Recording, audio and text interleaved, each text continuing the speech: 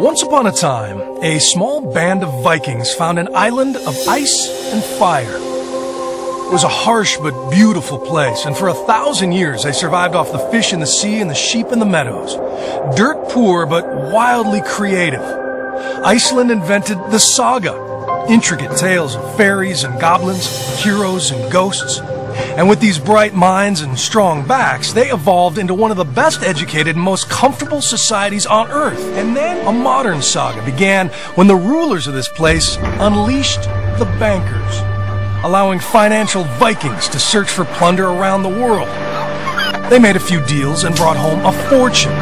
They used it to borrow vast sums and make even bigger deals, buying soccer teams and airlines and grocery chains. They built banks in foreign lands and were hailed as heroes.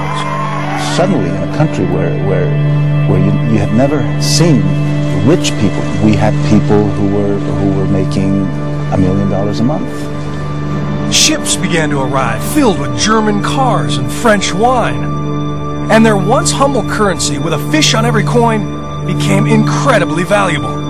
But while they could afford all sorts of foreign goodies, prices at home were going way up. So the island's rulers raised interest rates to control the inflation. But it didn't work, because people realized that they could borrow Japanese yen or Swiss francs, put it in Icelandic banks, and make 10% without even trying. And suddenly, for the first time in 1,000 years, Icelanders didn't need to chase cod to make money. They could make money with borrowed money. And boy, could they make a lot of money. Stefan the fisherman left his boat and joined a bank. I got a bigger house, I got bigger and more cars, and that is not... Booby, the blue-collar folk singer, started selling his music for commercials. He became a judge on Icelandic Idol and began hanging out with those financial Vikings.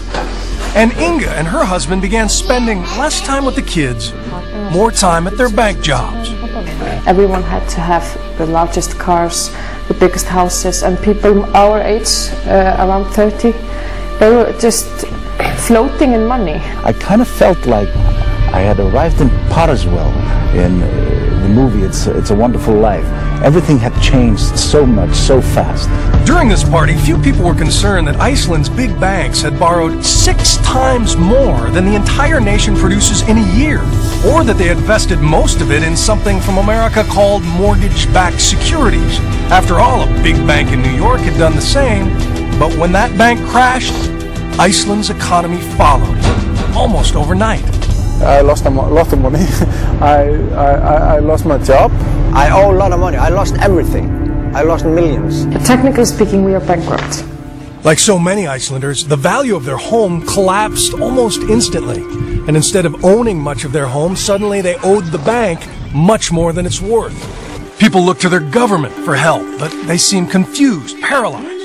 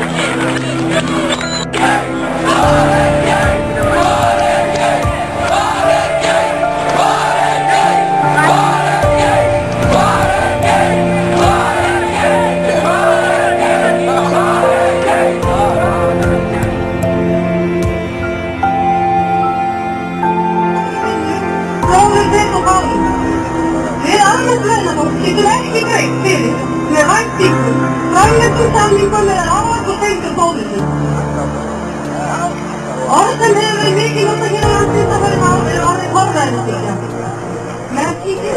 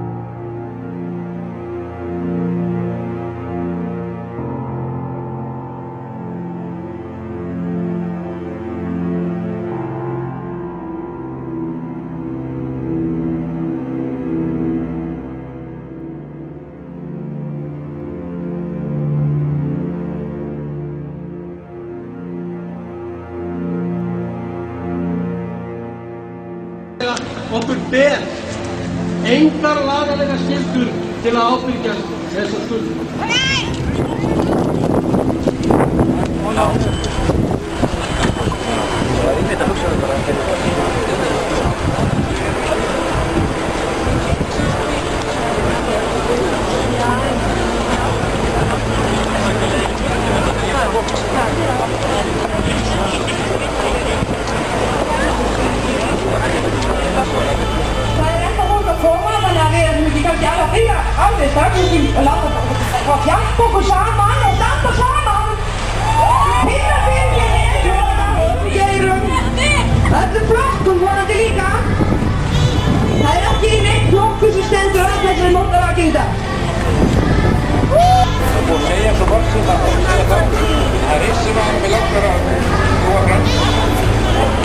Við íslenskir vikingar eigum ekki skýri.